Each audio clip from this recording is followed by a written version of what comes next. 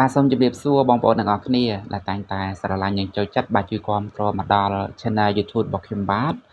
នៅថ្ងៃនេះដែរខ្ញុំបាទធ្វើវីដេអូបង្ហាញបងប្អូនហ្នឹងពីរបៀបបើកមុខងារការពារកុំឲ្យរលុបកម្មវិធីនៅលើទូរស័ព្ទដៃ Oppo បើសិនជាទាំងបងប្អូនមានក្មេងតូចៗពួកគាត់ល្ពឹសតែងតែយកសំបងប្អូនយកទៅលេងបងប្អូនគួរតែបើកមុខងារនេះម្នាក់មួយទៅដើម្បីការពារកុំឲ្យរលុបកម្មវិធី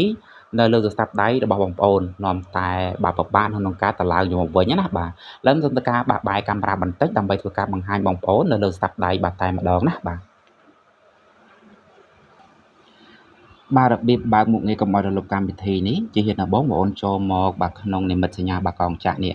លើភាសាខ្មែរគេដាក់ថាការកំណត់បាទលើភាសាអង់គ្លេសគេដាក់ថាបាទ setting ចុចបន្ទាប់ពីលើហ្នឹងមក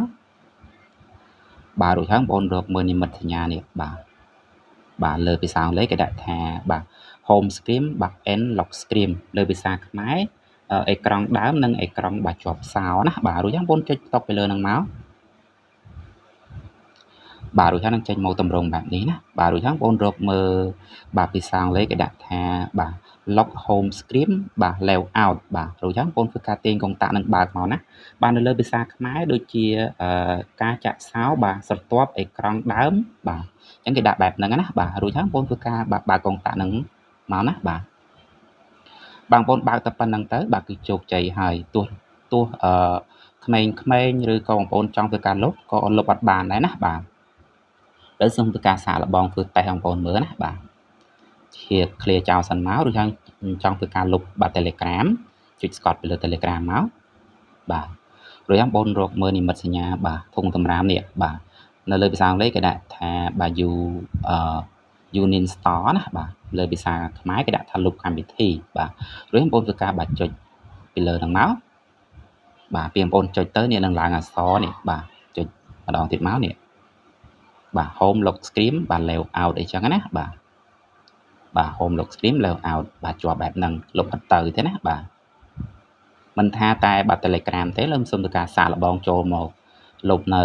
បាទ Messenger វិញម្ដងបាទស្កត់មករួចហើយចុចធុងតម្រាមដែលមានពាក្យថា uninstall ហ្នឹងនេះចេញបែបនេះដូចគ្នាណា home lock screen layout បាទ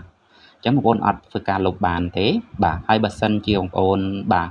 បើកមុខងារនេះបាទយូរខែយូរឆ្នាំទៅបងប្អូនភ្លេចបាទហើយចង់លុបកម្មវិធីវិញបាទលុបអត់បានបងប្អូនចូលមកធ្វើការបើកវិញមកអញ្ចឹងរបៀបបើកក៏ដូចរបៀបបិទដែរគាត់នៅបងប្អូនចូលទៅបាទ setting ឬបងប្អូនធ្វើការទាញកុងតាក់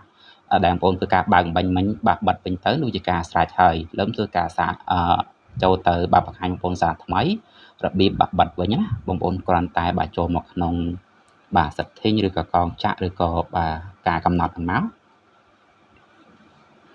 បាទរឿងបងប្អូនរកមើលនិមិត្តសញ្ញាដដែលគេដាក់ថាបាទ